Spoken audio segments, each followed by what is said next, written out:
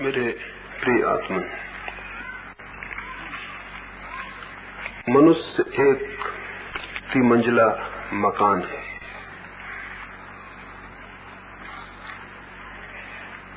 उसकी एक मंजिल तो भूमि के ऊपर है, बाकी 2 मंजिल जमीन के नीचे।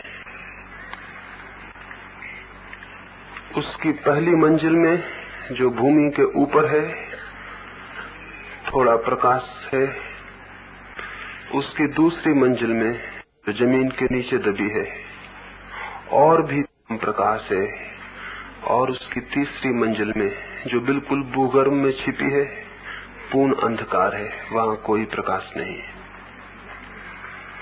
इस 3 मंजिल के मकान में जो कि मनुष्य है, अधिक लोग ऊपर के मंजिल में ही जीवन को व्यतीत कर देते हैं। उन्हें नीचे की 2 मंजिलों का न तो कोई पता होता है न ख्याल होता है। ऊपर की मंजिल बहुत छोटी है, नीचे की 2 मंजिलें बहुत बड़ी हैं, और जो अंतिम अंधेरा भवन है नीचे, वही सबसे बड़ा है, वही आधार है सारे जीवन का। जिस व्यक्ति को सत्य की और स्वयं की यात्रा करनी हो, उसे नीचे की 2 मंजिलों में उतरना पड़ता है। सत्य की यात्रा आकाश की तरफ की यात्रा नहीं है, बल्कि पाताल की तरफ की यात्रा है। ऊपर की तरफ नहीं, नीचे और भीतर और गहरे उतरने का सवाल है।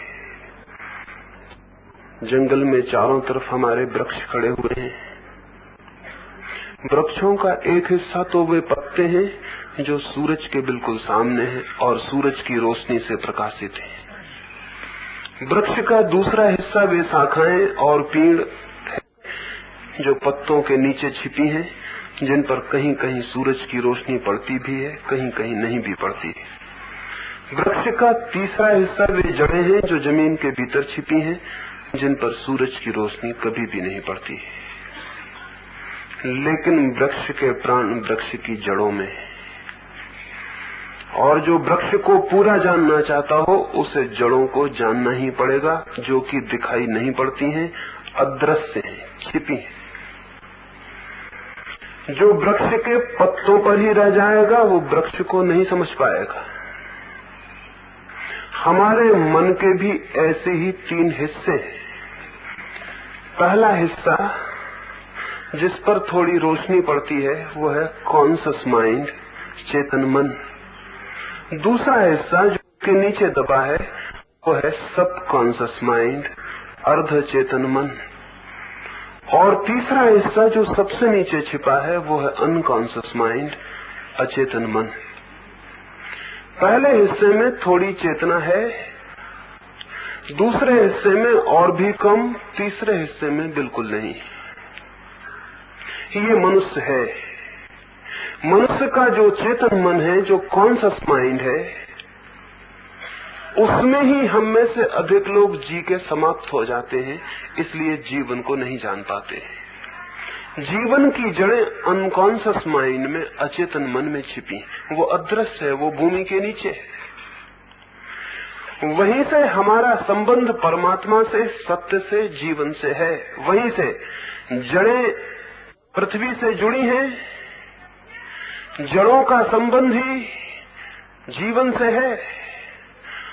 हमारे अचेतन मन में हमारी जड़ें,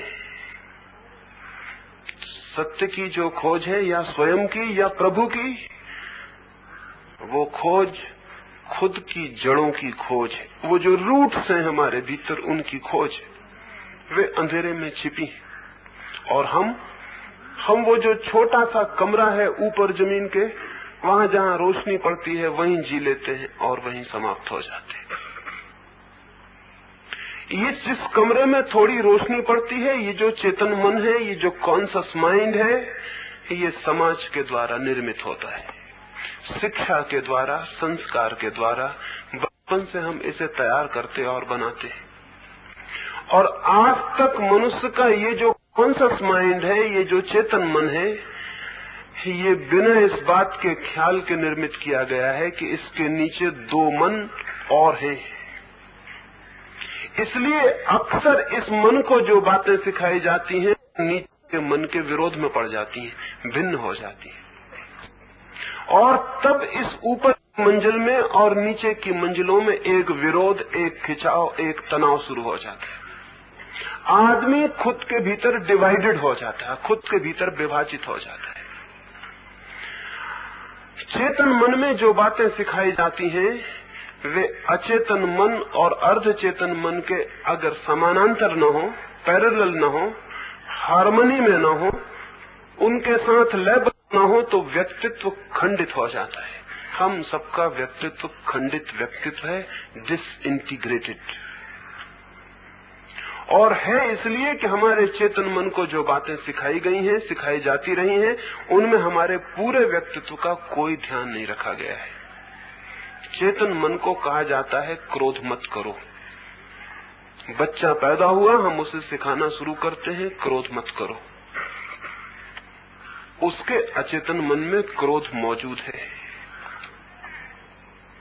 हम उसे सिखाते हैं क्रोध मत करो। उसका ऊपर का मन सीख लेता है क्रोध नहीं करना है, लेकिन भीतर क्रोध मौजूद है। ऊपर का मन कहता है क्रोध मत करो, भीतर का मन क्रोध के लिए धक्के देता है। हर क्षण जब भी मौका आता है क्रोध प्रकट होना चाहता है। भीतर का मन क्रोध को प्रकट करना चाहता, ऊपर का मन क्रोध को रोकना और दबाना चाहता।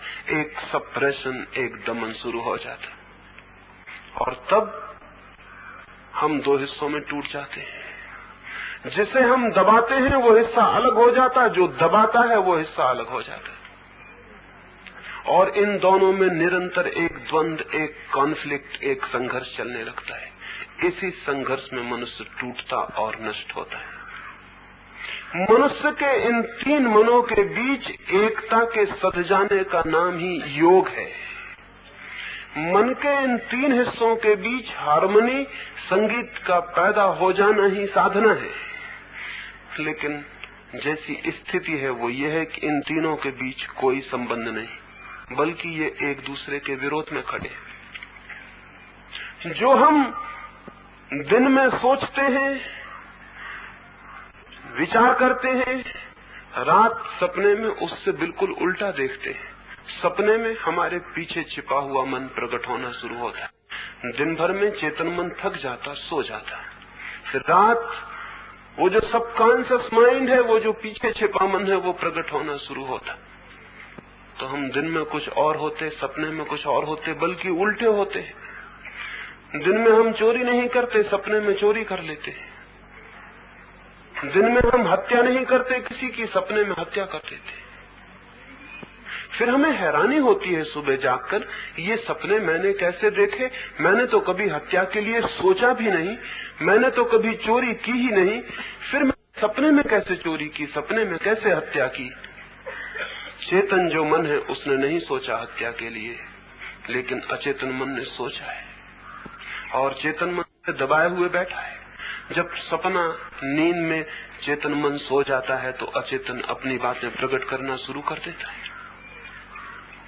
हमारे भीतर इस बात खाइयां पैदा हो गई हैं, और इन सारी खाइयों को पैदा करने का सूत्र है सप्रेशन, दमन। आज तक यही समझाया गया है, मन का दमन करो। मन में जो भी बुरा है उसे दबाओ, लेकिन दबाने से वो कहां जाएगा?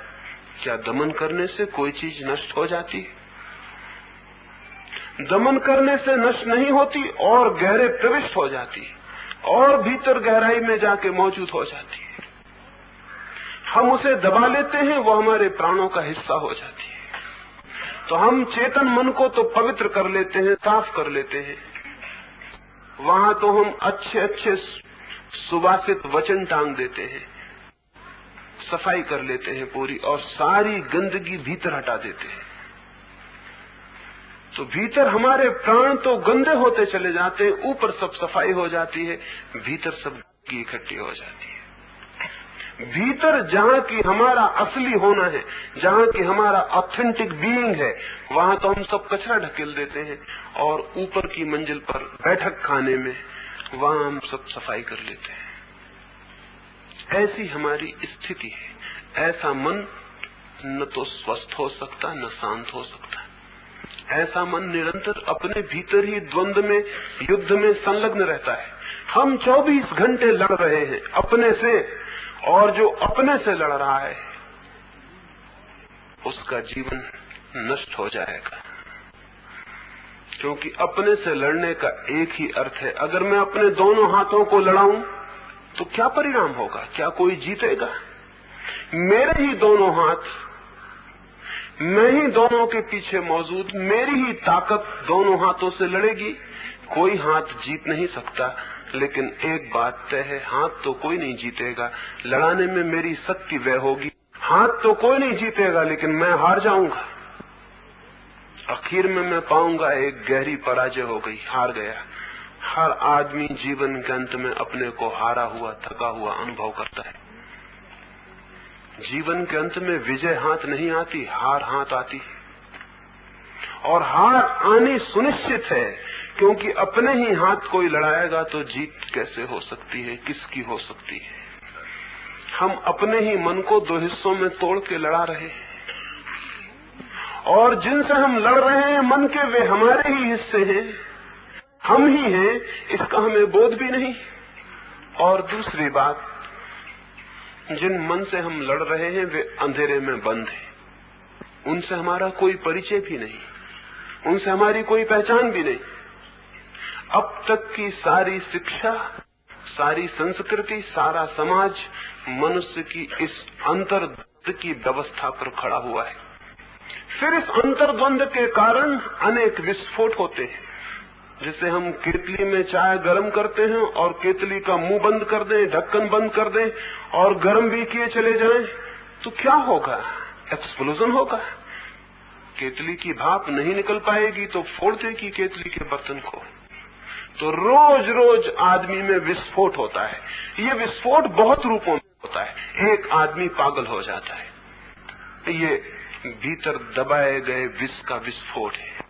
रोज रोज हमारे दिन दिन की कलह, संघर्ष, पति का पत्नी से, बच्चों का माँ बाप से, शिक्षक का विद्यार्थियों से, एक वर्ग का दूसरे वर्ग से, एक गांव का दूसरे गांव से, एक प्रांत से दूसरे प्रांत का, एक देश का दूसरे देश से, एक भाषा बोलने वालों का दूसरी भाषा बोलने वालों से, रोज रोज कलह, उसमें हमारा भीतर दबा हुआ रोग रोज रोज निकलता है। फिर और बड़े पैमाने पर युद्ध खड़े हो जाते हैं। 5000 वर्षों में आदमी ने 15,000 युद्ध लड़े। 15,000 युद्ध? क्या हम युद्ध ही लड़ते रहे दुनिया में? हमारी आज तक की 5000 वर्ष की सारी सभ्यता और संस्कृति युद्ध की सभ्यता और संस्कृति। लड़ने में ही हमने जीवन व्यतीत किया है। कुछ बीच बीच में जो कालखंड आते हैं जब हम लड़ते, उस समय हम लड़ने की तैयारियां करते रहते। जब हम नहीं लड़ते तब लड़ने की तैयारियां करते हैं, और या लड़ते हैं या लड़ने की तैयारियां करते हैं। बस दो ही काम मनुष्य जाति करती रही है। ये क्या है? ये इतने एक्सप्लोजन, इतने विस्फोट क्यों होते हैं? छोटी चिंगारी से आदमी एकदम विक्षिप्त क्यों हो जाता है? हिंदू मुसलमान के नाम से, जैन ईसाई के नाम से, सिख पारसी के नाम से जरा सी बात और आग लग जाती है और आदमी पागल हो जाता है। आदमी जैसे पागल होने को तैयार बैठा हुआ है, उसके भीतर इतना दबाव है कि जरा मौका मिल जाए कि वो निकल जाए, जरा सी गुंजाइश खड़ी हो जाए और वो पागल हो जाए। ये आकस्मिक नहीं है। ये इतने युद्ध, इतनी कलह, इतना द्वंद, ये जैसा मनुष्य है उसके स्वाभाविक परिणाम है। तो चाहे राजनीतिज्ञ चिल्लाते रहें कि युद्ध नहीं होना चाहिए, चाहे साधु सन्यासी समझाते रहें कि युद्ध बहुत बुरा है, लेकिन जब तक मनुष्य का मन सप्रेस्ड है, जब तक मनुष्य के मन में दमन है, तब तक युद्ध बंद नहीं हो सकते। तब तक कोई ताकत युद्ध बंद नहीं कर सकेगी। तब तक कलह बंद नहीं हो सकती है। तब तक जीवन की जो रोज रोज का संघर्ष है वो बंद नहीं हो सकता है। एक तरफ से हम संघर्ष को बंद करेंगे, दूसरी तरफ से वो निकलने का रास्ता खोज लेगा, क्योंकि भीतर हम उबलते हुए ज्वालामुखी पर बैठे और उस ज्वालामुखी से हमारा कोई नहीं। हम ज्वालामुखी पर अच्छी बढ़िया सोफा लगा के आराम से बैठे हुए हैं। उन नीचे ज्वालामुखी धधक रहा है और हम अपने सोफे को सजा रहे हैं, डेकोरेट कर रहे हैं अपने मकान को, और नीचे ज्वालामुखी धधक रहा है। हम ऊपर से सजाते रहते हैं, भीतर आग भभक रही है। ये स्थिति में उस आग को हम दबाते चले जाएं तो हम टूटेंगे और अपने को नष्ट करेंगे। आज तक मनुष्य ने यही किया है। क्या आगे भी मनुष्य को यही करना है, या कि हम एक नए मनुष्य को जन्म दे सकते हैं जिसका मन दमन पर आधारित न हो? लेकिन हम डर जाएंगे। हम कहेंगे अगर हम दमन न करें अपने मन का तो दमन करने में तो हम कभी पागल होंगे, ठीक है, लेकिन दमन न करें तो इसी वक्त विस्फोट हो जाएगा। अगर हम दबाएं ना अपने को तो हमारे भीतर तो इतना जहर, इतने सांप बिच्छू मालूम पड़ते हैं, इतना क्रोध, इतना सेक्स, इतनी वासना, इतना लोभ, इतनी ईर्ष्या मालूम पड़ती है। अगर न दबाएं तो हम तो अभी सब निकल पड़ेगा। फिर क्या होगा? दबाना नहीं है, लेकिन कुछ और करना है। करना यह है कि मन के ऊपर का जो हिस्सा चेतन है, जो कॉन्शस है, जहाँ प्रकाश है, उस प्रकाश को मन के उन हिस्सों में भी ले जाना है जहाँ अंधकार है। पूरे मन को प्रकाशित कर देना है, पूरे मन में दिया जला देना है, होश का, ज्ञान। अभी थोड़े से जगह में प्रकाश हो रहा है, दिए की ज्योति को और बड़ा करना है ताकि पूरे मन के तीनों मंजिलें, वो जो 3 स्टोरीड आदमी है, वो तीनों मंजिलों में प्रकाश पहुंच जाए। सबसे पहला काम प्रकाश पहुंचाना है। जैसे ही प्रकाश पहुंचना शुरू होता है, मन में एक ट्रांसफॉर्मेशन शुरू हो जाता है। आपको शायद ख्याल भी न हो, सूरज निकलता है, सूरज के निकलते ही पृथ्वी पर एक परिवर्तन शुरू हो जाता है। जो कलियां बंद थी वे खिलने लगती हैं, जो सुगंध छिपी थी वो प्रकट होने लगती है। जैसे ही प्रकाश सूरज का पृथ्वी पर उतरता है, सारा प्राण जो सोया हुआ था वो जागने लगता है। वृक्ष, पौधे, पशु पक्षी जो सोए थे वे उठकर गीत गाने लगते हैं, वे जीवंत हो उठते हैं। सूरज की रोशनी के आते ही पृथ्वी दूसरी हो जाती है। सूरज की रोशनी के हटते ही, अंधकार छाते ही पृथ्वी मूर्छित हो जाती है, सब सो जाता है।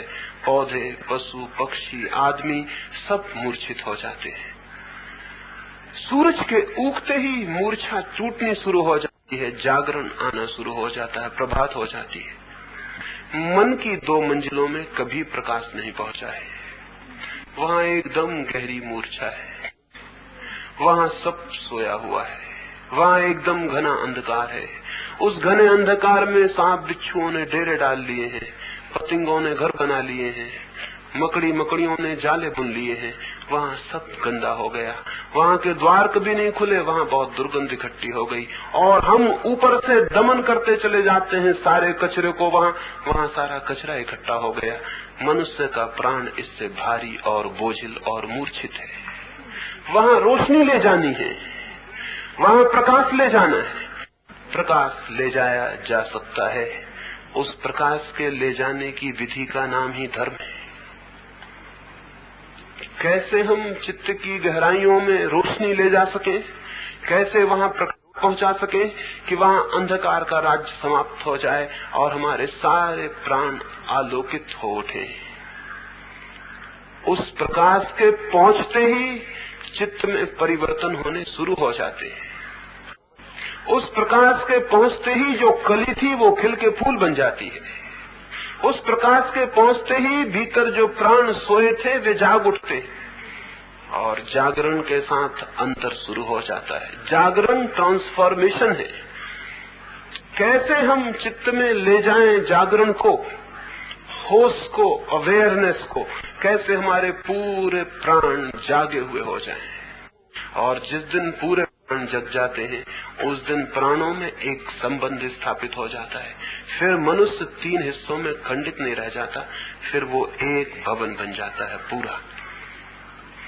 और जो मनुष्य एक भवन बन जाता है उसके भीतर फिर कोई द्वंद्व नहीं, कोई कलह नहीं, उसके भीतर एक शांति स्थापित हो जाती है। इसलिए सर्वाधिक मूल्यवान जीवन का सूत्र चित्त के अंधेरे कक्षों में रोशनी के ले जाने का है। उस संबंध में ही आज की सुबह हमें बात करनी है। कैसे हम चित्त में प्रकाश को ले जा सकते हैं। थोड़ा सा प्रकाश मौजूद है।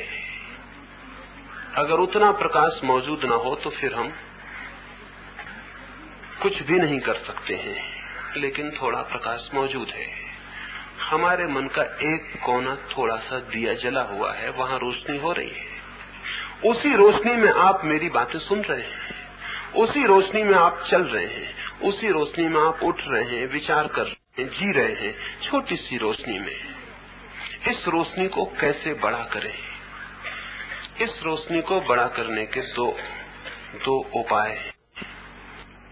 एक तो इस रोशनी का अभी हम एक ही उपयोग कर रहे हैं बाहर के जगत को देखने में। घर के बाहर दिया लिए बाहर की दुनिया को देख रहे हैं। बाहर दुनिया को हमने खूब देखा। इस रोशनी के थोड़े से प्रयोग ने बाहर की दुनिया में बहुत कुछ नष्ट कर दिया। इस रोशनी के बाहर के प्रयोग ने साइंस को जन्म दे दिया। हमने पदार्थ के नियम खोज लिए, हमने पदार्थ के भीतर छिपे हुए रहस्य खोज लिए, हमने जीवन के बाहर के जीवन पर विजय पाने में बड़ी दूर तक सफलता पा ली। विज्ञान की सारी कथा इस छोटे से कॉन्शियस माइंड का बाहर के जगत में इम्प्लीमेंटेशन है, बाहर के जगत में प्रयोग है। विज्ञान की सारी कथा इस छोटे से कॉन्शियस माइंड की, जो छोटा सा चेतन मन है, इसके हमने पदार्थ में प्रयोग किया है। इतनी बड़ी दुनिया खड़ी हो गई विज्ञान की। हम पदार्थ में प्रवेश करते गए और हमने अणु को और अणु के भी गहरे न्यूट्रॉन इलेक्ट्रॉन को जाके खोज लिया।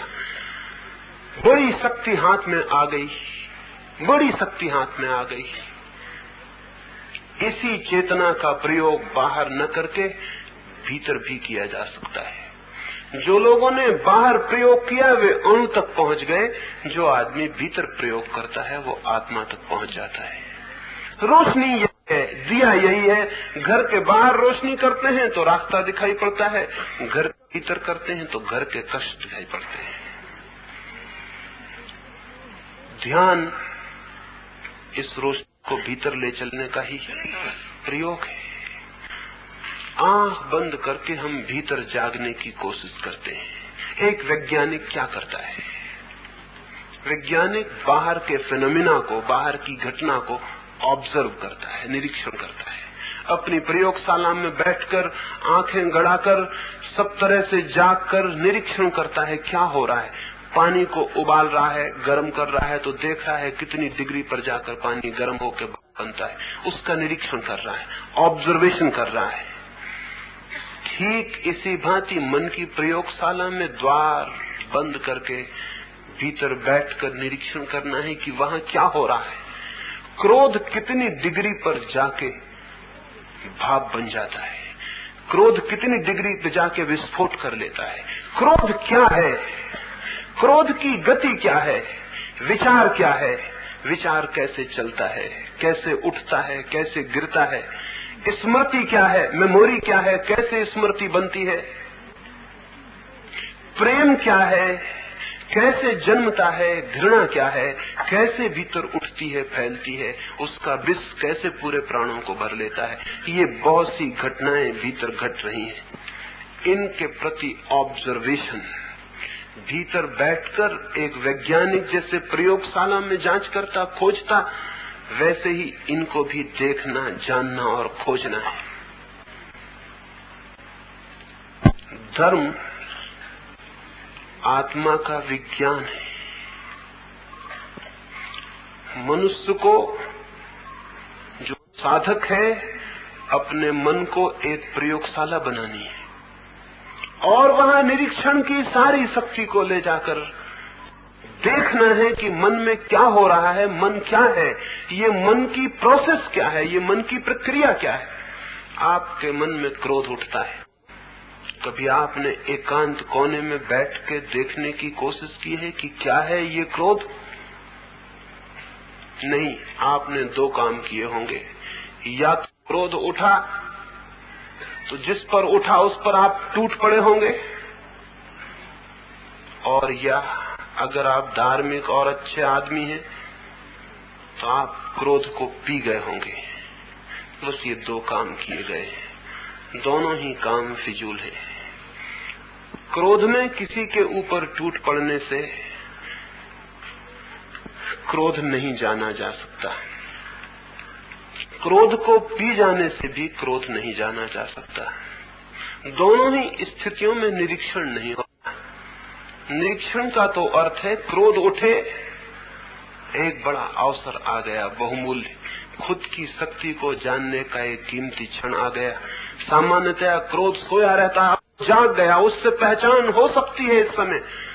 उस समय द्वार बंद कर लें, किसी कोने में बैठ जाएं और आंख बंद करके ऑब्जर्व करें, निरीक्षण करें, क्या है ये क्रोध, कहां से ये उठता, क्यों ये उठता, कैसे ये चित्त को पकड़ लेता, बांध लेता, पागल कर देता।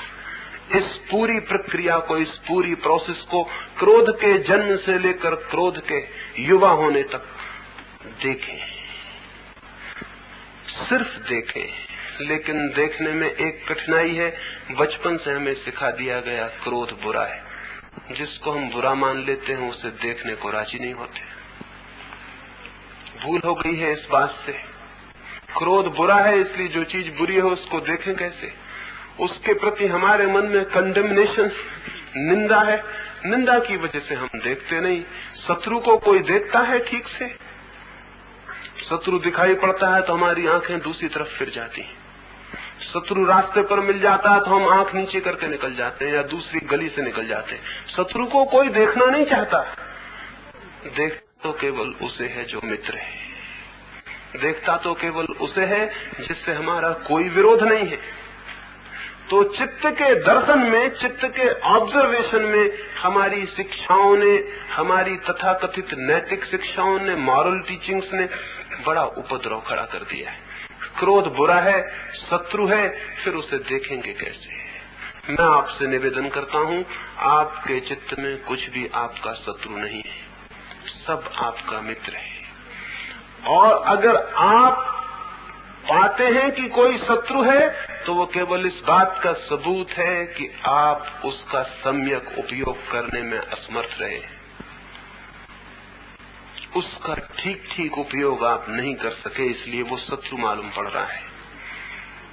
जिस दिन आप उसे पूरा जानेंगे और पहचानेंगे, आप हैरान हो जाएंगे। आप पाएंगे ये तो मेरी शक्तियां हैं, शत्रु इनमें कोई भी नहीं।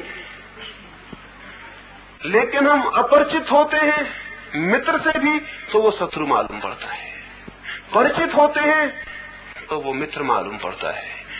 परिचित होना है, पूरी तरह से पहचान करनी है भीतर क्या है। तो एक तो निरीक्षण के लिए ये भावना छोड़ देनी एकदम आवश्यक है कि कोई चीज बुरी है, कोई चीज अच्छी है। अभी तो हम अपने चित्त से परिचित नहीं, हमें पूरे चित्त से ही परिचित होना है, चाहे जो भी हो, अच्छा हो या बुरा। हमें पूरे टोटल माइंड से एक दफे परिचित हो जाना जरूरी है। तो क्रोध को जब उठे तो निरीक्षण करें, और निरीक्षण करेंगे तो हैरान हो जाएंगे। निरीक्षण करते ही बहुत अद्भुत तथ्य दिखाई पड़ने शुरू हो जाएंगे, लेकिन हमने कभी निरीक्षण किया नहीं है। या तो हम क्रोध से लड़े हैं और या क्रोध से हार गए और क्रोध के बस हो गए हैं।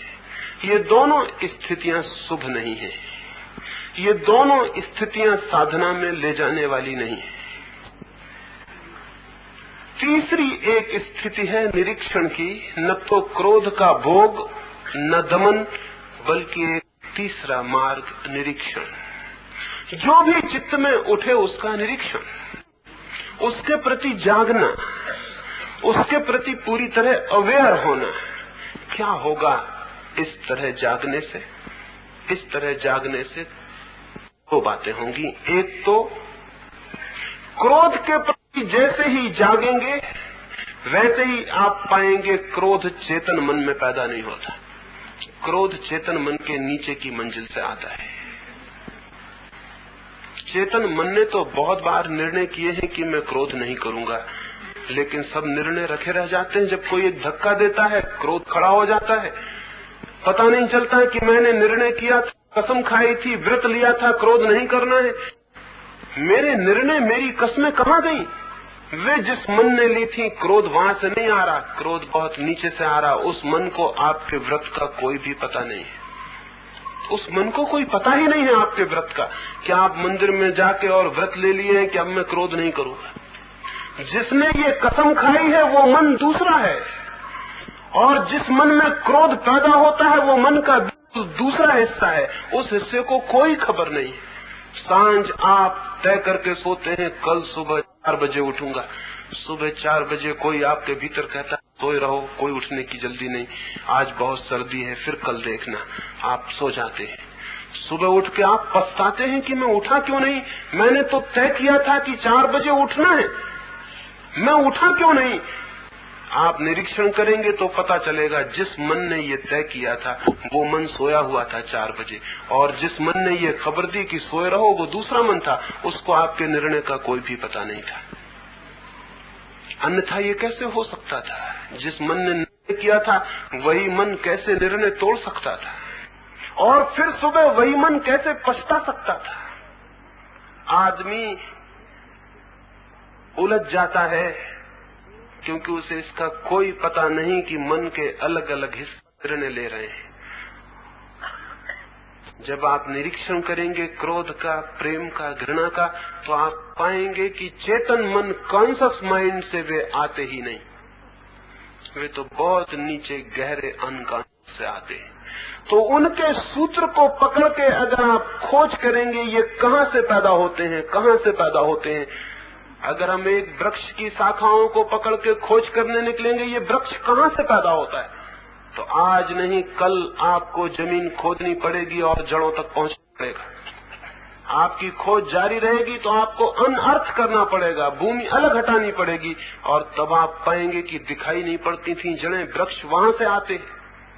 तो जब आप क्रोध की, प्रेम की, ईर्ष्या की खोज में निकलेंगे, अनुसरण करेंगे, तो आप धीरे धीरे धीरे पाएंगे कि आप कॉन्शियस माइंड से हटके अनकॉन्शियस में पहुंचने शुरू हो गए। और इसी पहुंचने में रोशनी शुरू हो जाएगी, क्योंकि आपका जो मन निरीक्षण करता है वही रोशनी। तो जब आप पीछा करेंगे, एक आदमी अगर अपने घर में एक चोर का पीछा करे दिए लेकर, तो चोर जहां छिपा होगा अंधेरे कोने में वहां खुद भी पहुंच जाएगा और साथ में दिया भी पहुंच जाएगा। हमारे चेतन मन में जो जो वृत्तियां उठती हैं, अगर हम एक एक वृत्ति को पकड़ के उसका पीछा करें तो वो वृत्ति जहां से जन्मती है उस अंधेरे कमरे में हमको पहुंच जाना पड़ेगा। अनकॉन्शियस माइंड में पहुंचने का और कोई न रास्ता रहा है न हो सकता है। एक एक वृत्ति को हमें पकड़ लेना है। एक कमल का फूल एक तालाब पर खिला है, फूल ऊपर दिखाई पड़ता है, उस फूल के नीचे कहां से वो फूल आया है, कहां उसकी जड़ें हैं, वो कुछ भी दिखाई नहीं पड़ता, सिर्फ फूल दिखाई पड़ता है। अगर इस फूल का हम अनुसरण करें, खोज करें कहां से ये निकला है, तो हम धीरे धीरे उस फूल की डंडी को पकड़ के वहां पहुंच जाएंगे नीचे कीचड़ में, जहां उसकी जड़ें छिपी। क्रोध तो ऊपर आया हुआ फूल है, प्रेम भी ऊपर आया हुआ फूल है, ईर्ष्या भी ऊपर आया हुआ फूल है। इसको हम पकड़ लें और इसके पीछे चलना शुरू करें, इसके पीछे उतरते चलें, तो धीरे धीरे धीरे धीरे हम वहां पहुंच जाएंगे जहां इसकी जड़ें, जहां से ये पैदा हुआ है। तो मनुष्य अगर अपनी वृत्तियों का अनुसरण करे, दमन नहीं, चित्त वृत्ति का दमन नहीं, चित्त वृत्ति का अनुसरण, चित्त वृत्ति का पीछा, चित्त वृत्ति के पीछे पीछे जाए, तो धीरे धीरे धीरे धीरे वो अपने गहरे अचेतन मनों की तलों तक पहुंच जाएगा, और उसके साथ ही निरीक्षण के साथ वो रोशनी पहुंच जाएगी जो देखती है। और आपको पता है, कि अगर आप जड़ पहुंच जाएं किसी चीज के तो कितनी आसान बात है। अगर आपको लगता हो ये अवांछनीय है, ये नहीं चाहिए, ये दुर्गंध फैलाता है, कांटे वाला है, तो एक झटका और फूल खत्म हो गया हमेशा के लिए। लेकिन ऊपर से आप फूल को काटते रहे, रोज 1000 बार काटें, आप जितनी बार काटेंगे उतनी बार एक डंडी की जगह 2 डंडियां निकल आएंगी। अब 2 फूल खिलेंगे, पहले एक ही फूल खिला था, अब इनको 2 को काटेंगे और 4 डंडियां निकल आएंगी। और हम यही कर रहे हैं, ऊपर से फूलों को काट रहे हैं, फूल बढ़ते चले जाते हैं। जितने फूल बढ़ते हैं हमारी काटने की बेचैनी बढ़ती चली जाती है। कल एक क्रोध किया था, उसको काट दिया ऊपर से, आज 2 बार हो गया है, उसको काट दिया, परसों 4 बार हो गया है। रोज बढ़ता जाता है रोग, क्योंकि जिसको हम काटना समझते हैं वो कलम करना है, वो सहायता पहुंचानी है वृक्ष को। जो माली है वो जानता है कि वृक्ष को सहायता पहुंचानी हो, एक डंडी काट दो, जहां से डंडी काटी गई वहां से 2 डंडियां पैदा हो जाती हैं। हम कलम कर रहे हैं अपने मन की।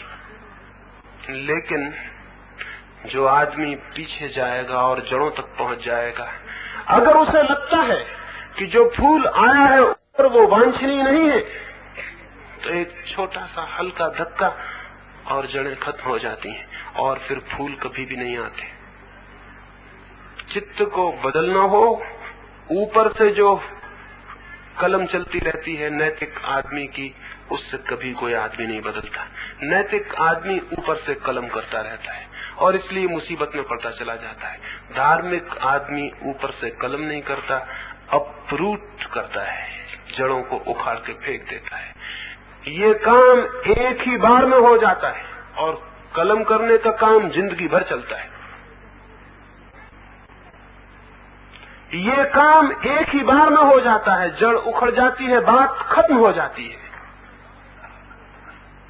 लेकिन अगर हम ऊपर ही ऊपर सारा उपद्रव करते रहे तो हम परेशान भी बहुत हो जाते हैं, मामले बदलते भी नहीं, आदमी वही का वही बना रहता है। आप खोजें अपने अंदर, आप साल भर पहले जो आदमी थी, आदमी आप आज भी। साल भर में आपने कितनी कलम नहीं की होगी अपनी, न मालूम क्या क्या छोड़ा होगा, ये किया होगा, वो किया होगा। आप अपने 30 साल लौट के देखें, आप भीतर पाएंगे आप वही के वही आदमी। पूरी जिंदगी आदमी करीब करीब वही का वही बना रहता है। ऊपर थोड़े बहुत फर्क हो जाते हैं, लेकिन भीतर कोई फर्क नहीं होता है, क्योंकि भीतर हम कभी पहुंचते नहीं। फर्क होगा कैसे? जड़ों तक हम कभी जाते नहीं तो फर्क होगा कैसे? ये जो जड़ तक पहुंचने का सूत्र है वो है वृत्तियों का निरीक्षण, उनका पीछा, उनका अनुगमन। चाहे तो इसे ही मेडिटेशन कहें, चाहे तो इसे ही ध्यान कहें, चाहे इसे ही कुछ और नाम दे, लेकिन एक चीज को पकड़कर भीतर प्रवेश करना है। किसी चीज के सहारे ही ये प्रवेश हो सकेगा। तो अपना हर आदमी का कोई चीफ कैरेक्टर होता है, हर आदमी की कोई खास बात होती। क्रोध है, घृणा है, द्वेष है, ईर्ष्या है, अहंकार है, कोई भी एक हर आदमी का एक केंद्रीय वृत्ति होती है जिसके इर्द गिर्द सारी वृत्तियां घूमती रहती। तो अपने चीफ कैरेक्टर को, अपनी प्रधान वृत्ति को खोज लें और फिर उसका अनुसरण करें, फिर उसके पीछे उतरना शुरू करें, फिर उसको जितने गहराई तक जा सके उसके साथ जाने की कोशिश करें। चलने दें ये कोशिश उस दिन तक जिस दिन तक आप वहां न पहुंच जाएं जिसके आगे फिर कोई और गति नहीं, जहां पहुंच के अंतिम बिंदु आ गया, विराम का, जड़ें आ गई। फिर किसी से आपको पूछना नहीं पड़ेगा कि मैं क्या करूं इस फूल को अलग करने के लिए, इस ईर्ष्या को अलग करने के लिए मैं क्या करूं, इस क्रोध को अलग करने के लिए मैं क्या करूं। ये पूछना नहीं पड़ेगा। आप हंसेंगे और बात खत्म हो जाएगी। वो एक हल्का धक्का, सारी बात बदल जाती है। लेकिन उस हल्के से धक्के पर पहुंचने के पहले चित्त का पीछा करना पड़ता है। और ये पीछा एक अर्थ में बहुत आर्डुअस, बहुत कठिन भी है, क्योंकि बहुत डर लगता है इस पीछा करने में, क्योंकि हम अपनी एक शक्ल बना रखी है। इस पीछा करने में वो शक्ल टूटती है, जितने हम पीछा करते हैं उतनी शक्ल टूटती है। एक आदमी कहता है कि मैं ब्रह्मचारी हूं, अब अगर वो अपने सेक्स का पीछा करेगा तो ये कल्पना उसको छोड़ देनी पड़ेगी कि मैं ब्रह्मचारी हूं। जैसे वो अपनी वासना के पीछे, काम के पीछे, सेक्स के पीछे यात्रा करेगा, वैसे वैसे उसे पता चलेगा कि मैं कितना सेक्सुअल हूं, मैं कितना काम वासना से भरा हुआ हूं, कहाँ है ब्रह्मचर्य। बल्कि जैसे जैसे भीतर उतरेगा उसको पता चलेगा जिसको मैं ब्रह्मचर्य कहता था वो सब सेक्सुअलिटी थी। एक स्त्री को देख के मैं आंख बंद कर लेता था, वो आंख बंद कर लेना ब्रह्मचर्य नहीं था, आंख बंद करना सेक्स था। नहीं तो आंख बंद करने की कोई जरूरत न थी। एक साध्वी से मैं मिलता था, समुद्र की हवाएं चलती थी। अब समुद्र की हवाओं को कुछ भी पता नहीं कि एक स्त्री बैठी है, एक पुरुष बैठा है। समुद्र की हवाओं ने मेरे चादर को उड़ा के उन साध्वी को स्पर्श करा दिया। वो एकदम बेचैन होके घबराई, पुरुष का वस्त्र नहीं छूना चाहिए, वो ब्रह्मचारिणी थी। अब समुद्र की निर्दोष हवाएं, उन्हें कोई पता नहीं कि कोई साध्वी बैठ चादर उड़ा के इसको स्पर्श नहीं कराना चाहिए। वे बहुत घबराई। मैंने उनसे पूछा, आप घबरा गई हैं? उन्होंने कहा, पुरुष का वस्त्र हमें नहीं छूना चाहिए। मैंने उनसे कहा, वस्त्र भी पुरुष और स्त्री हो सकते हैं? वस्त्र भी? ये कैसा ब्रह्मचर्य है जो वस्त्रों में भी सेक्स को देखता है? क्योंकि वस्त्र अगर स्त्री पुरुष हैं तो वस्त्रों में सेक्स का दर्शन शुरू हो गया। वस्त्रों ने भी लैंगिक रूप ले लिया, वस्त्रों में भी सेक्स का फर्क हो गया। ये कैसा ब्रह्मचर्य है जो वस्त्रों में भी स्त्री और पुरुष को देखता है? मैंने उनसे निवेदन किया, बुरा लगेगा उनसे मैंने कहा, लेकिन आपको पता नहीं ब्रह्मचर्य के नाम पर आप और भी कामुक हो गई हैं। ये तो कामोत्तेजना की हद हो गई कि वस्त्र के स्पर्श से और भय हो। ये भय इस बात की सूचना है कि भीतर पुरुष के स्पर्श को नहीं करना है। इस बात को इतना दबाया है, पुरुष के स्पर्श का स्वाभाविक भाव हो सकता है, उसे इतना दबाया है कि आज पुरुष का वस्त्र भी छू जाए तो वो टेम्पटेशन बन गया, वो प्रेरणा बन गई, वो घबराहट बन गई। तो अगर अब ऐसा ब्रह्मचर्य का व्रत लिया हुआ आदमी या सोचता हुआ कि मैं ब्रह्मचर्य को उपलब्ध हुआ हूं, अगर अपने ब्रह्मचर्य को थोड़ा पीछे उतरेगा तो ठीक ब्रह्मचर्य के पीछे पाएगा कि सेक्स खड़ा हुआ है, तो बड़ा घबराहट, वो वापस लौट आएगा कि ऐसा पीछे जाने में कोई फायदा नहीं, यहाँ पीछे जाने से तो उल्टी बातें पैदा होती। एक बहुत बड़े साधु हैं, बड़े ख्याति नाम, किसी ने मुझे आके कहा कि कोई पैसा रुपया उनके सामने ले जाए तो वो सिर फेर लेते, आंख बंद कर लेते। उन्होंने बड़ी तारीफ के लिए मुझसे कहा था कि वो बड़े परम त्यागी हैं, रुपयों को देख के एकदम आंख फेर लेते हैं। मैंने उनसे कहा, रुपया इतना निर्दोष है, उसे देखकर आंख फेर बड़ी बीमारी का लक्षण। रुपये में ऐसा क्या है कि आंख फेरी जाए? रुपया रुपये की जगह आंख फेरने की जरूरत, और आंख फेरनी पड़ती है तो रुपये में रस है, नहीं तो आंख फेरने की जरूरत नहीं पड़ेगी। और रुपये में बहुत रस है। एक आदमी का रुपया देख के लार टपक जाती है, उसको हम कहते हैं इसको रस है। और एक आदमी आंख फेर लेता है, इसको भी लार टपक जाने का भय है, इसलिए आंख फेरता है। तो आंख फेरने की क्या जरूरत थी?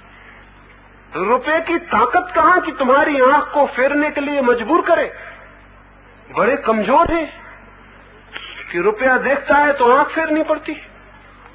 तो अब ये जो त्याग है रुपये का, अपरिग्रह है, अगर इसका ये आदमी पीछा करेगा तो इसे पता चलेगा इसमें रुपये की आसक्ति छिपी हुई है, रुपये के प्रति अटैचमेंट है, ये डिटैचमेंट, ये अनासक्ति उसी आसक्ति का छिपावा है, भुलावा है, और कुछ भी नहीं। ये सेल्फ डिसेप्शन है और कुछ भी नहीं।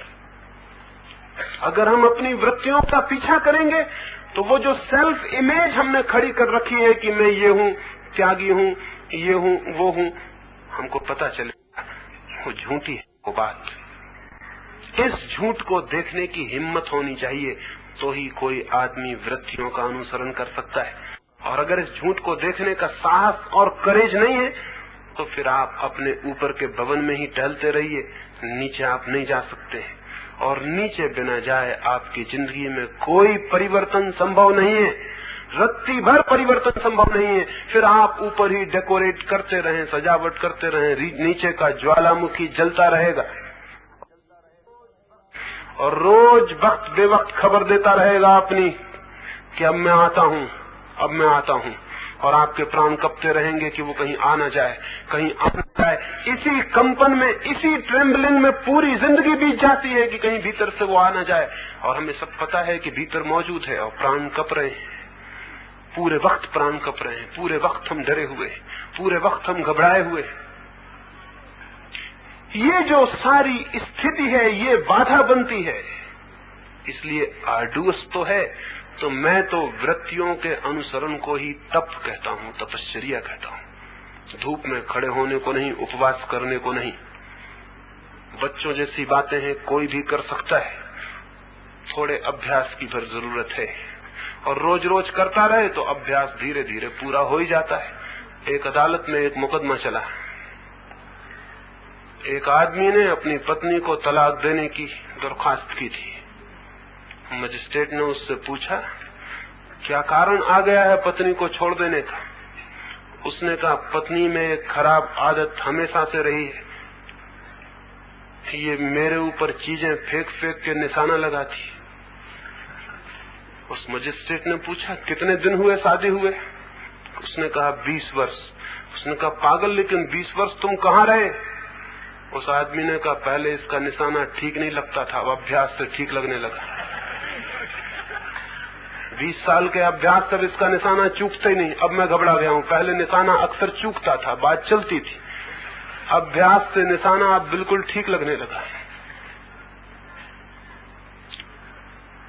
तो निरंतर हम एक झूठ का अभ्यास करते रहे। मैं ये हूँ, मैं वो हूँ, मैं ये हूँ, मैं वो हूँ, और भीतर धक्के मारती रहे कोई चीज।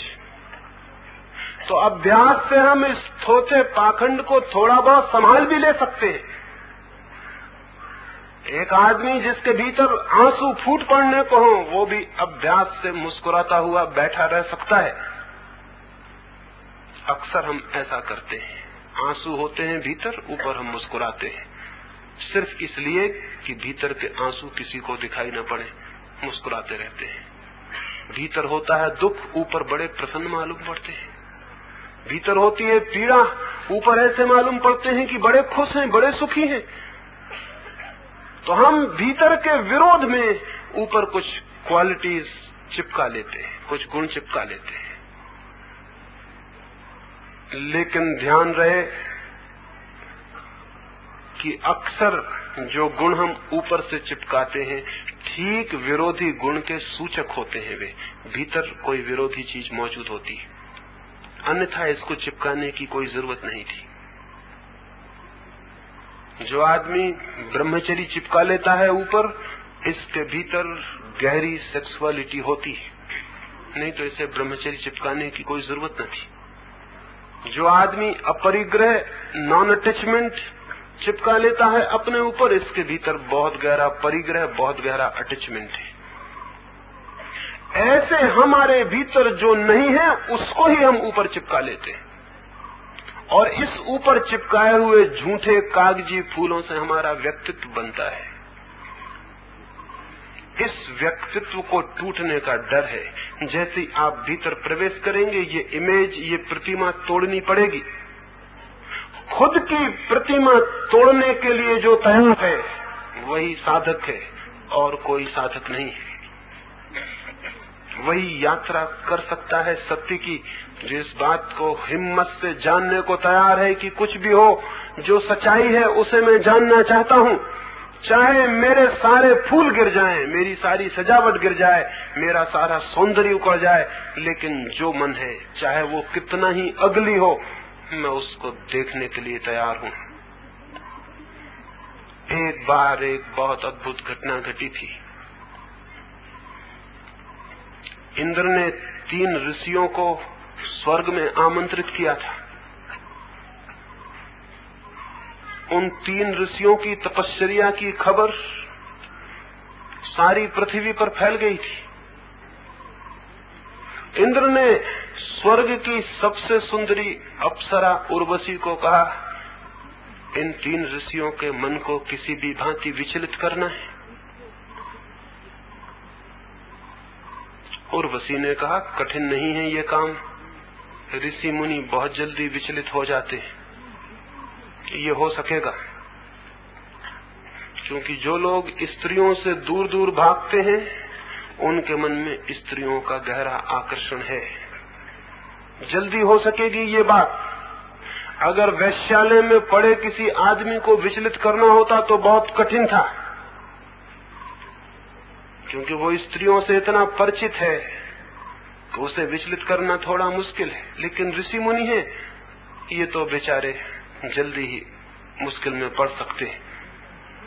निमंत्रण दे दिया गया, स्वर्ग का निमंत्रण था। ऋषि मुनि भी इंकार न कर सके, क्योंकि ऋषि मुनि सारी कोशिश ही स्वर्ग पहुंचने की करते हैं, और कोशिश ही क्या है। निमंत्रण पाकर बहुत प्रसन्न हुए, बड़ा सम्मान था ये।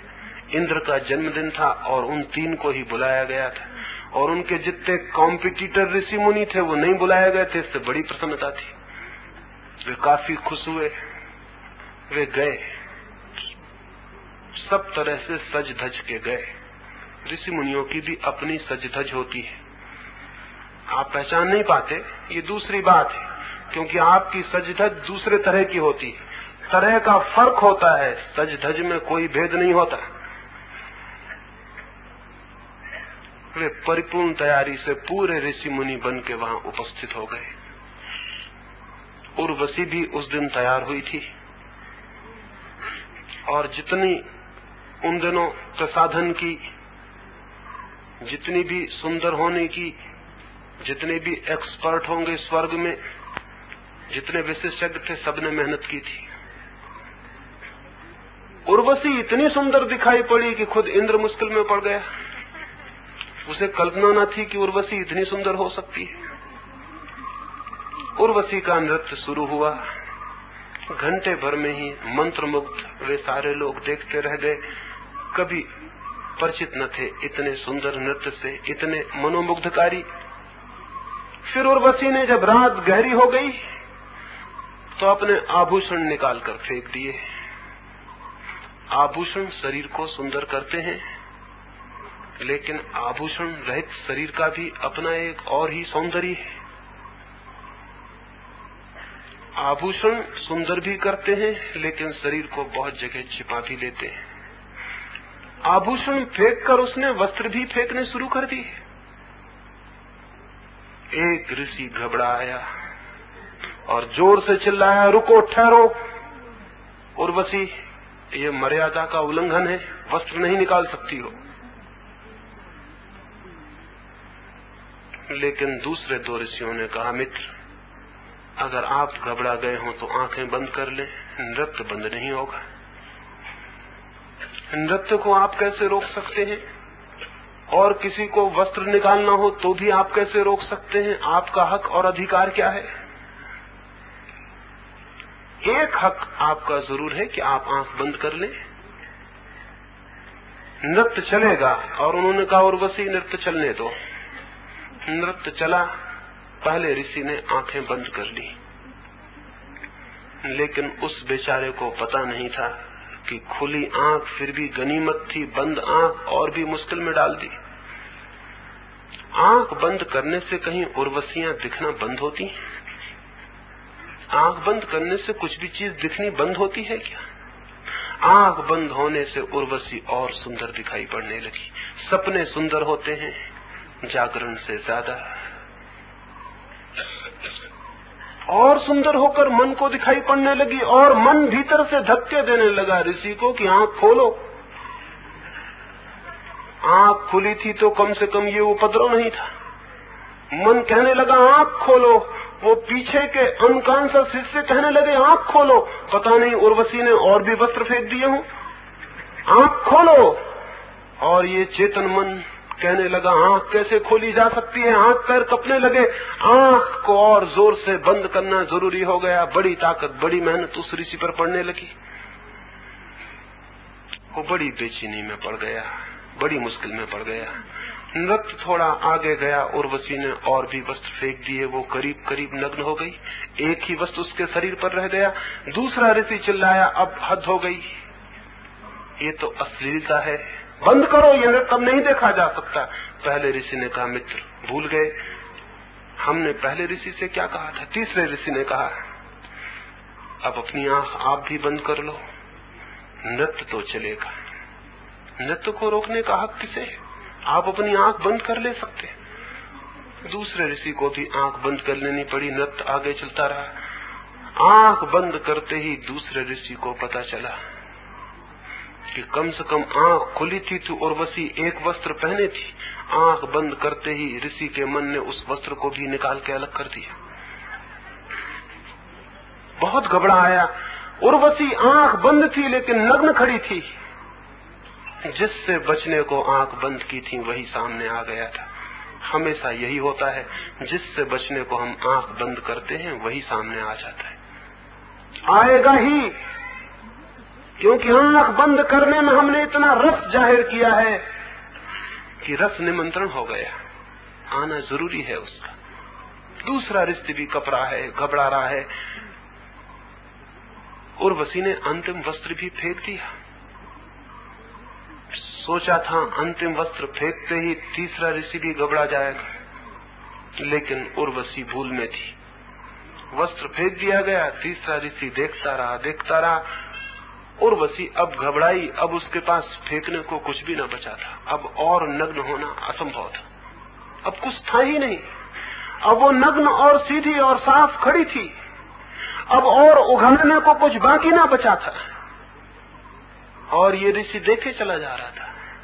उस ऋषि ने उर्वशी को थका और घबराया हुआ देखकर कहा, और कुछ फेंकना हो तो फेंक दो। अगर ये चमड़ी फेंकनी हो तो चमड़ी फेंक दो। इस कैचुल को भी उतार डालो। आज मैं देखने को ही खड़ा हूं कि आखिर में है क्या।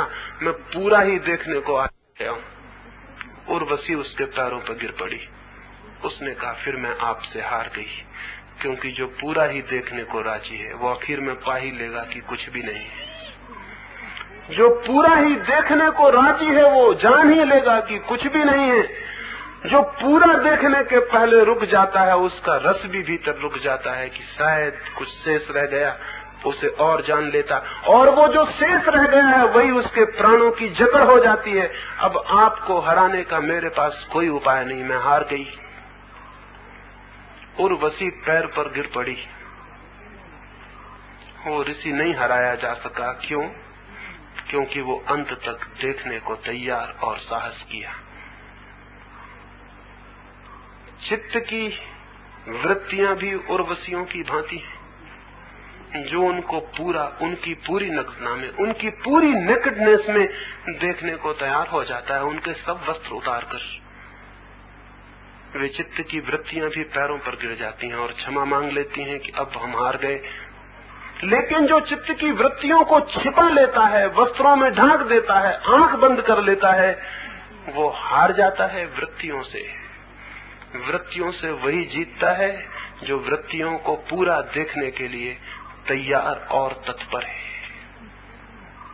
ये तैयारी निरीक्षण की, जागरण की, वृत्तियों को उनकी समग्रता में, उनकी पूर्णता में ही जीवन को बदलने, नया करने, सत्य की ओर आंखें खोलने, जीवन की जो जड़ें हैं उनको पहचानने का मार्ग है।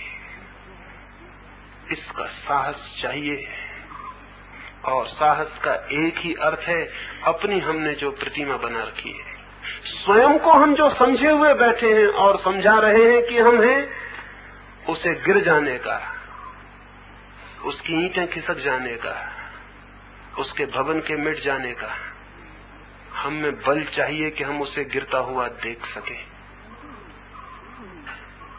और पुराना चर्च गिरे तो ही फिर नया चर्च बन सकता है। मैं फिर से वो कहानी जिससे मैंने 3 दिनों की सुबह की चर्चाएं शुरू की थी दोहरा देता हूं। एक पुराना चर्च था, गिरने को हो आया था, हवा के झोंके चलते थे तो उसकी दीवारें कपती थीं और पलस्तर गिरता था। उसके भीतर खड़े होकर प्रार्थना करना असंभव था, प्रार्थना दूर उसके निकट से निकलना असंभव था। खतरा था वो कभी भी गिर जाए और प्राण ले ले। पुरानी चीजों का होना हमेशा खतरा है, वे कभी भी गिर सकती हैं और प्राण ले सकती। फिर चर्च की कमेटी बैठी और उसने निर्णय किया। उसने 4 प्रस्ताव पास किए। 1 कि पुराना चर्च गिरा देना है, 2 कि नया चर्च बनाना है, 3 कि नए चर्च को पुराने चर्च की ईंटों, पत्थरों और सामान से ही बनाना है, और 4 कि जब तक नया चर्च न बन जाए तब तक पुराना चर्च नहीं गिराना है।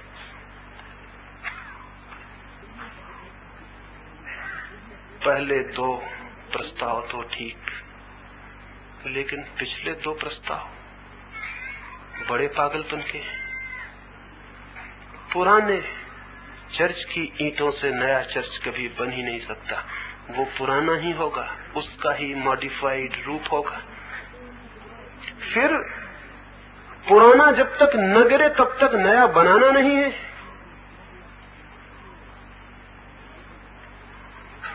तो नया बनेगा ही नहीं, क्योंकि पुराने की भूमि ही नए के बनने की भूमि भी है। पुराना गिरे तो ही नया बन सकता है। ये जो हमारा मन है, ये जो मन का मंदिर है, ये जो पुराना मंदिर है जिसमें हम बैठे हैं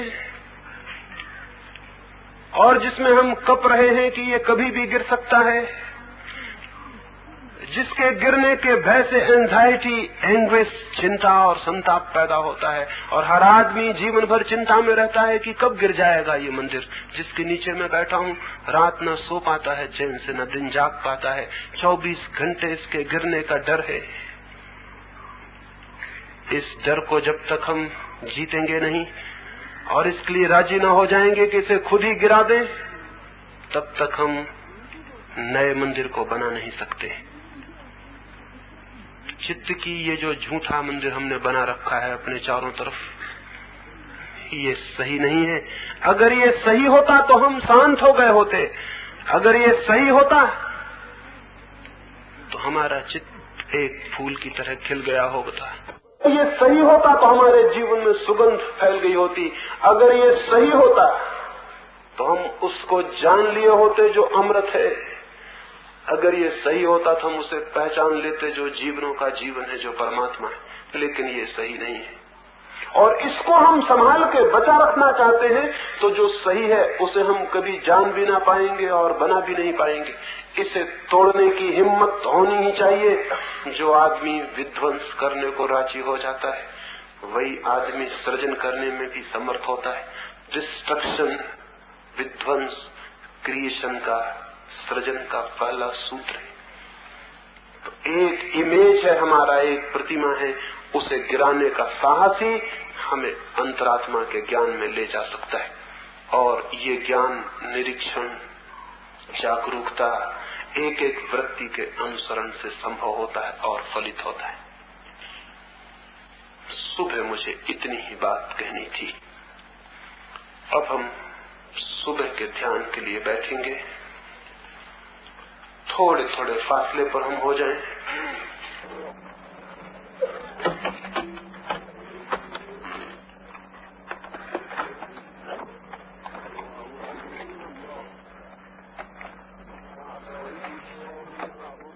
दूर भी बैठ सकते हैं, वहाँ सामने वृक्षों के नीचे भी बैठ सकते हैं, कहीं भी बैठ जाएं, कहीं भी बैठ जाएं।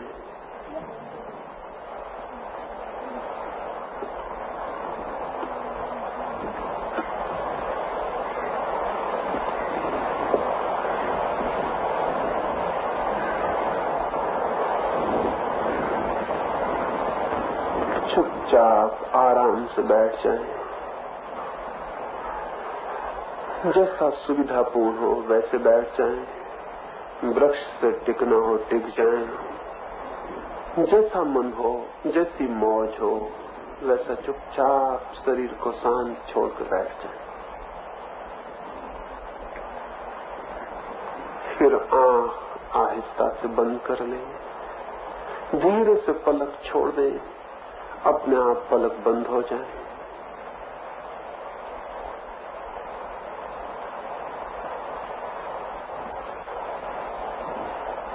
आंख बंद कर ली है, शांत बैठ गए हैं। अब जीवन के प्रति सारा विरोध छोड़ दें। मन के द्वार खुले छोड़ दें। हवाएं आएंगी और मन के द्वार से गुजर जाएंगी। कोई पक्षी बोलेगा, आवाज गूंजेगी और निकल जाएगी। आप केवल साक्षी रह गए हैं। चुपचाप बैठे, देखते रहें, देखते रहें, सुनते रहें, सुनते रहें, बस सुनते रहें। एक साक्षी, एक विटनेस, और कुछ भी नहीं। धीरे धीरे मन बिल्कुल शांत हो जाएगा। सुने, हवाओं को सुने। प्रभु की बहुत आवाजें हैं, सुने। ये पक्षी बोलने लगा। सुनते रहें, सुनते रहें, और मन शांत होता जाएगा।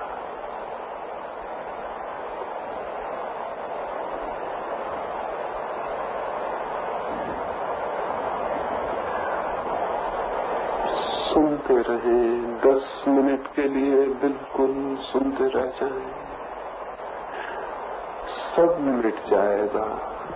हवाएं रह जाएंगी, पक्षी रह जाएंगे, आप मिट जाएंगे। जगत रह जाएगा, आप नहीं रह जाएंगे। जीवन रह जाएगा, आप नहीं रह जाएंगे। छोड़ दे सब, चुपचाप सुनते रह जाएं। 10 मिनट के लिए सुने।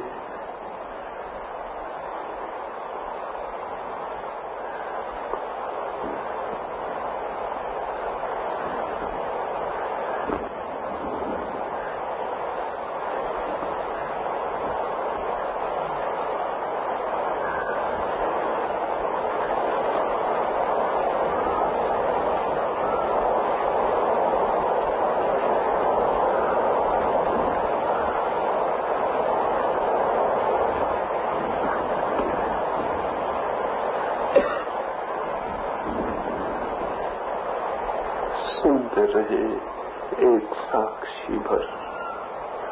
मन धीरे धीरे शांत होता जाएगा। मन बिल्कुल सन्नाटे से भर जाएगा। मन बिल्कुल गहरा शांत हो जाए।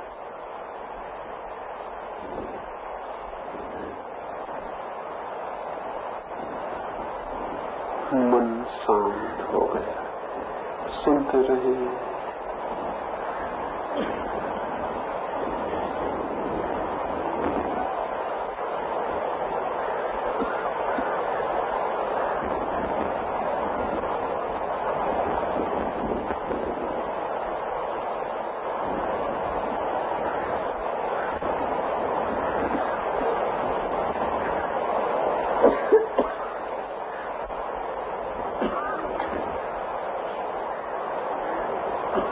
सुनते रहे।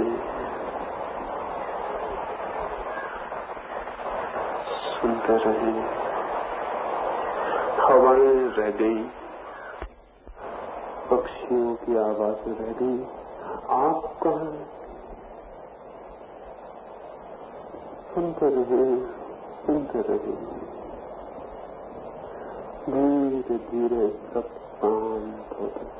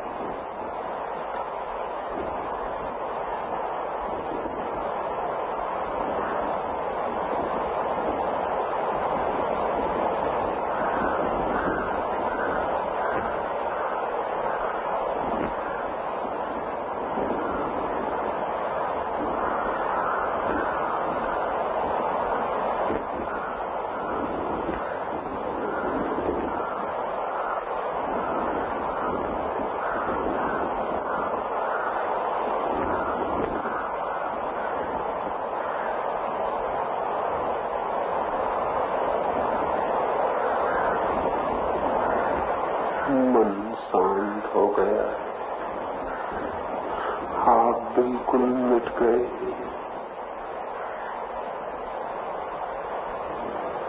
मन शांत हो गया।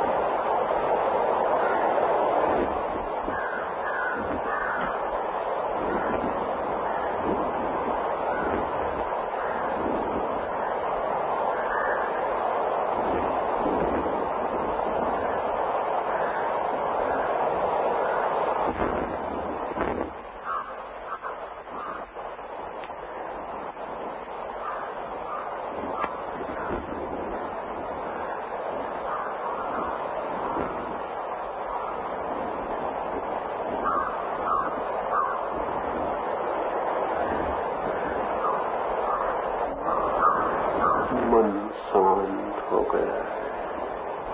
मन बिल्कुल शांत हो गया। एक साक्षी भर रह गए। मात्र एक साक्षी रह गए। सुनते रहे, सुनते रहे। मन और गहरा शांत होता चला।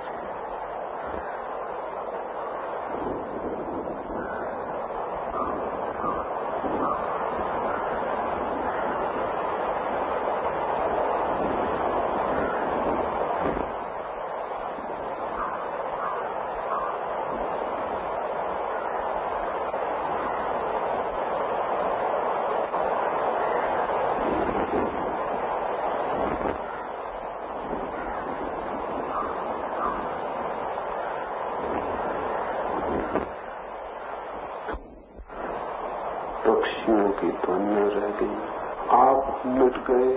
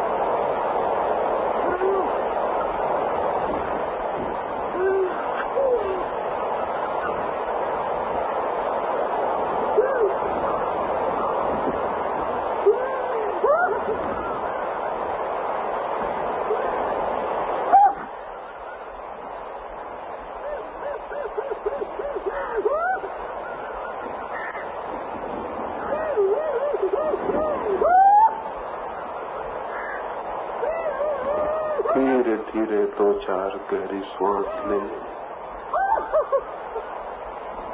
दुलारी उसे जरूरत है।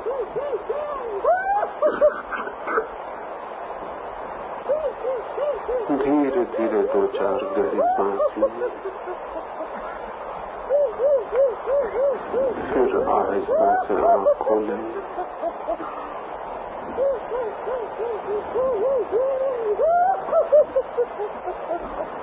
धीरे से आँख खोले।